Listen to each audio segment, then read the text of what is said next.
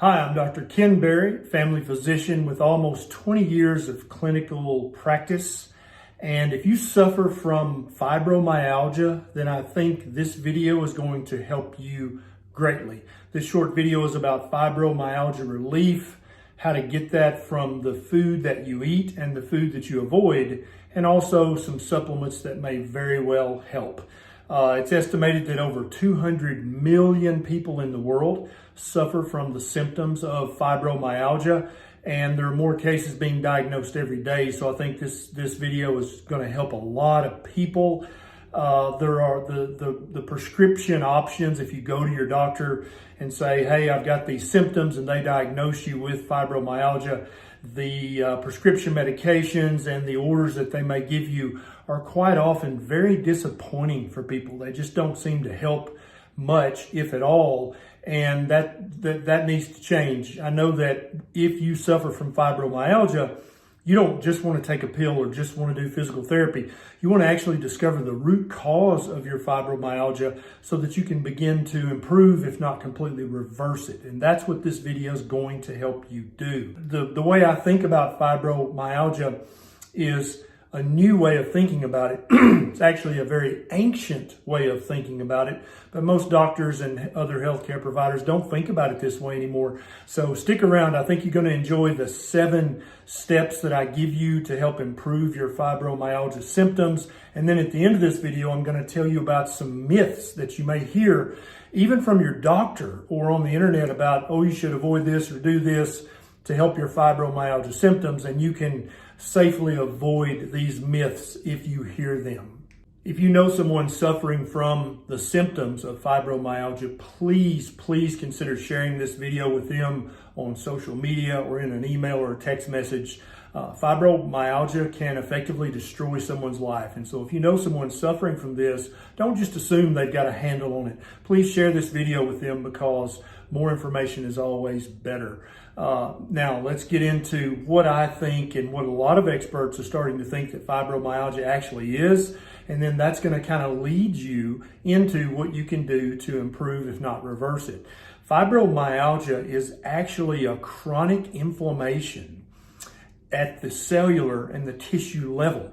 And it's also the fact that you have built your cells and your tissues out of inappropriate building materials by eating an improper diet. And we'll get into that more in a little bit. So the improper materials that you're eating in your diet currently, or you have been eating for weeks or months or years before you watch this video, actually lead to the improper building of your cell membranes and of the myelin sheaths that wrap your nerves. And you know that a big part of the fibromyalgia symptoms are that you're getting improper nerve function or improper signals of pain from nerves. Where there should not be pain, you're getting the message from your nerves that there is pain. And this comes both from the cells being improperly built and from the myelin sheath being improperly built, and also from the chronic inflammation caused by things in your diet. There are multiple studies out there that show a strong association between insulin resistance, or another way to call that is hyperinsulinemia, and fibromyalgia. Multiple studies have shown this. There's a huge association between elevated A1C and fibromyalgia. There's a huge association between having chronically high levels of C-peptide, which is a marker for chronically high insulin levels. And so what causes insulin resistance or hyperinsulinemia or an elevated A1C? It's too many carbohydrates in your diet. And I want you to start with the most useless and the most processed of the carbohydrates and get those out of your diet immediately. First and foremost, anything that has either added sugar or natural sugar, you've got to eliminate that from your diet, because every time whether you're eating a jelly donut or drinking a glass of non-GMO fresh squeezed orange juice, you're spiking your blood sugar, which is going to lead to an elevated A1C, but it's also going to lead to a chronically elevated insulin level in your blood. And as I said earlier, this is highly associated with fibromyalgia symptoms. Other foods that will spike your blood sugar and therefore spike your insulin levels chronically are any sugars, of course, and this includes honey and agave nectar. Any natural or added sugar is going to spike your blood sugar and thus give you hyperinsulinemia. Any starch, so that includes all the tubers, any starchy vegetable is going to spike your blood sugar and thus lead to hyperinsulinemia, insulin resistance, elevated A1C. Any of the grains, whether it's wheat, rice, oats, and corn, and I think those are the worst, they break down immediately into sugars, and they're going to spike your blood sugar and spike your insulin level.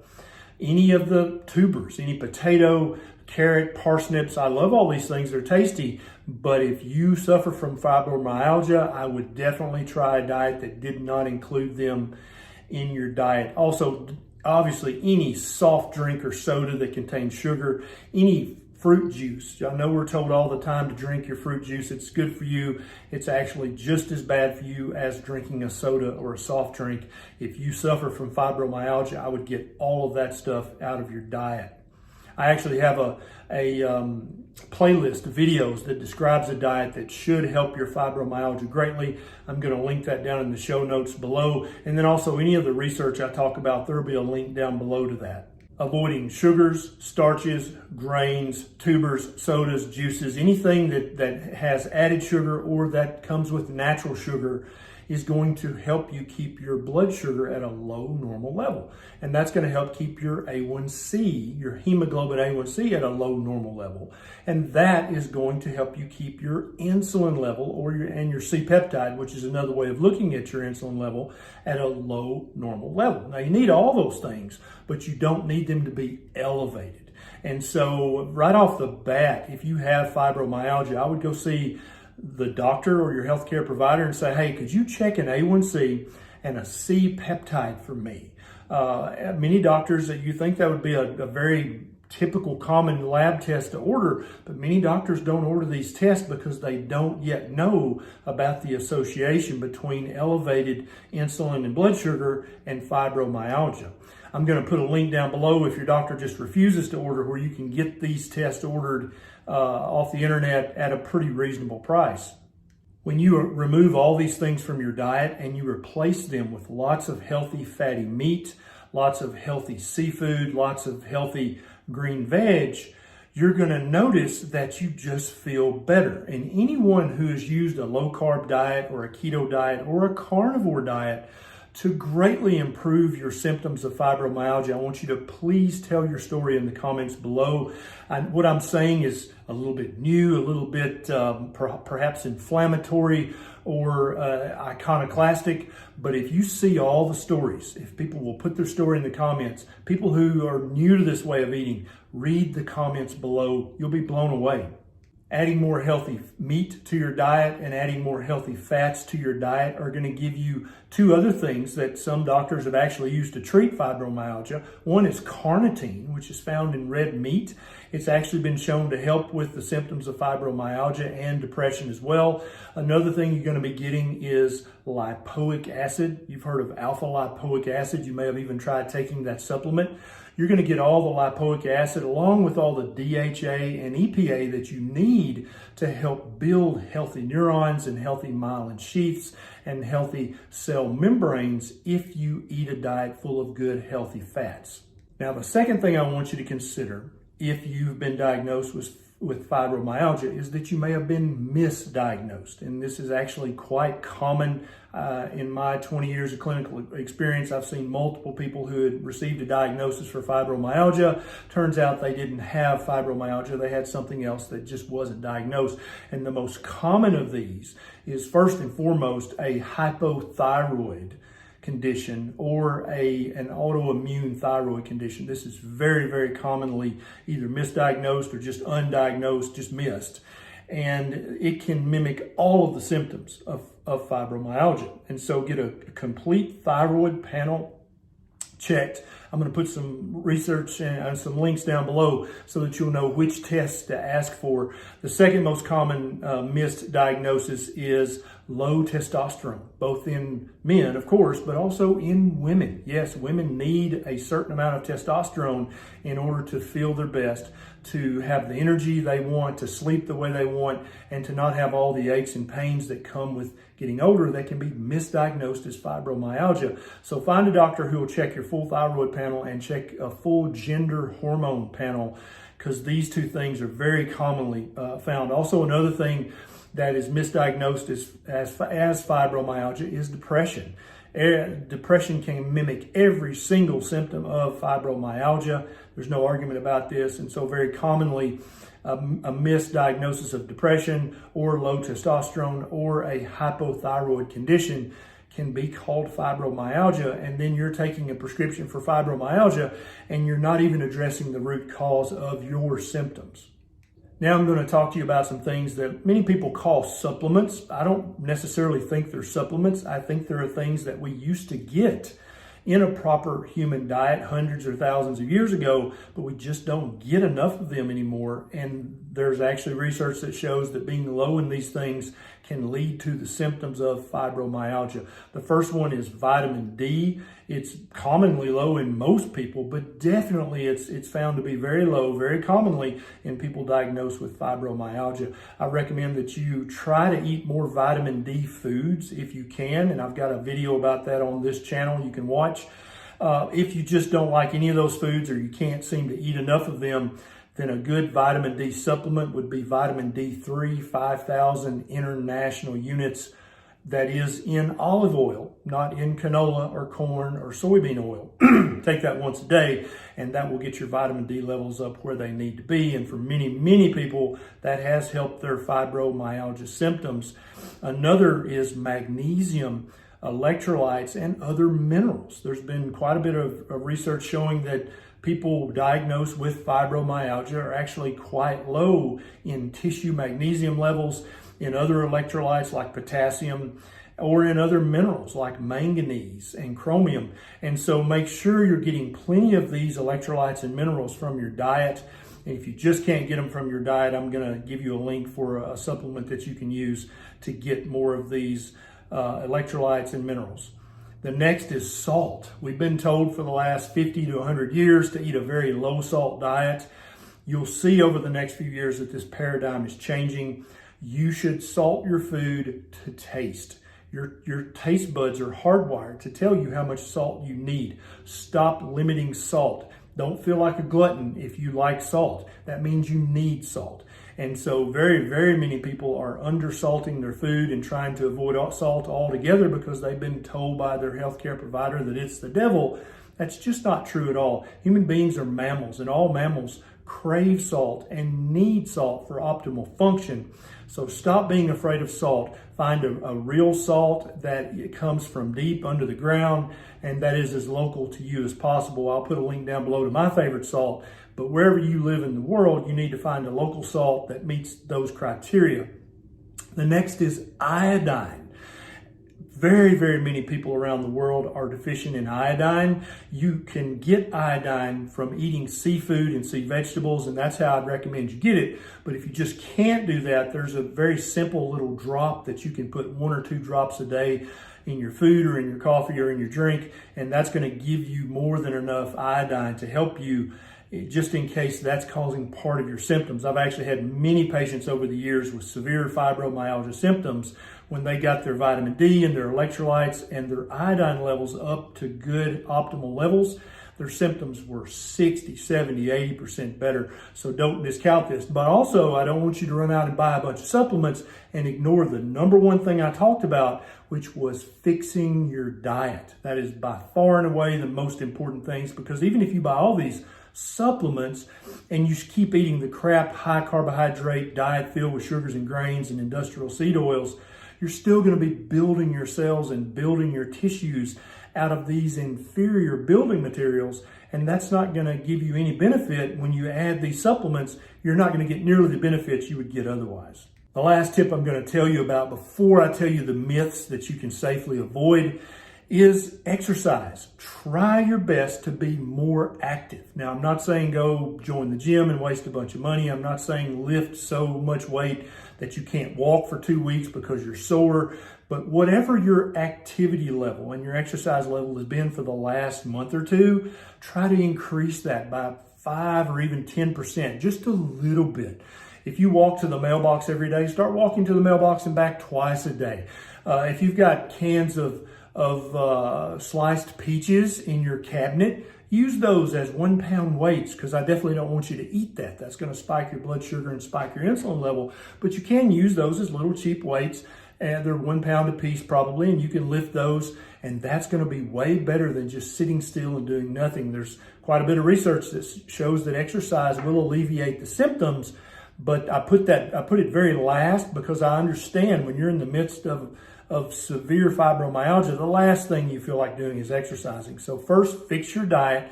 Secondly, make sure you've got all these, and you can call them supplements or you can just call them things that used to be in our diet that are no longer in our diet. Lastly is try to be a little bit more active. And as you do the first steps and the first few steps, you're going to feel so much better that you'll be able to walk more and you'll be able to lift more and you'll be able to be more active.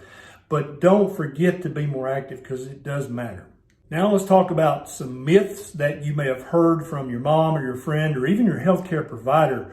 There's no truth to any of these myths. There's no research to back these myths up, and you can safely, comfortably avoid spending any money on these myths. First and foremost is that you have a Lyrica deficiency or a Cymbalta deficiency or a Savella deficiency. These are the 3 medications currently FDA approved in the United States for fibromyalgia.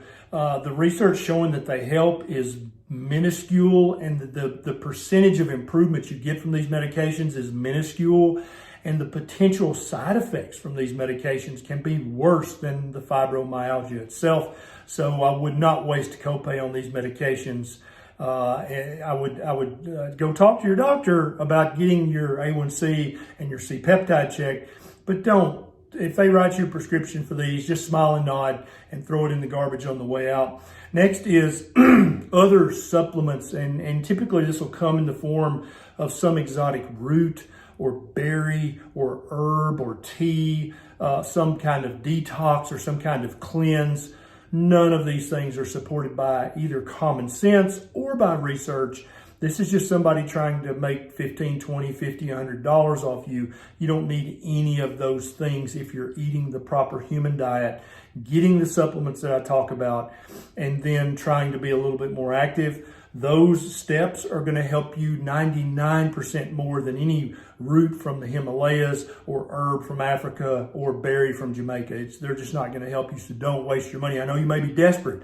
Please don't waste your money on those things. Other myths are that you should avoid caffeine. No research shows that this is true whatsoever, not a shred of evidence to support that. Drink your caffeine if you like it, drink your coffee, drink your unsweet tea if you like that. Another one is that red meat. You need to avoid red meat if you have fibromyalgia. There's no research that supports that, and actually the ancestry of the human mammal, we've been eating red meat since our existence on this planet. There's actually carnitine in red meat. There's no reason to stop eating red meat. Limiting it will not help your fibromyalgia symptoms whatsoever. Also, you should eat a low-fat diet. You might hear that. That's dumb. There's no research to support that. Your neurons, your cell membranes, and your myelin sheaths are all made out of fat. You need to eat fat, but you need to eat good quality fats like the ones I talk about in the diet that I've linked to. Another one is that you need muscle relaxers. And for some people with fibromyalgia, muscle relaxers or anti-inflammatories or narcotics will definitely give you temporary relief. There's no doubt about that. But also drinking a fifth of vodka would give you some good temporary relief. That doesn't mean you should do it.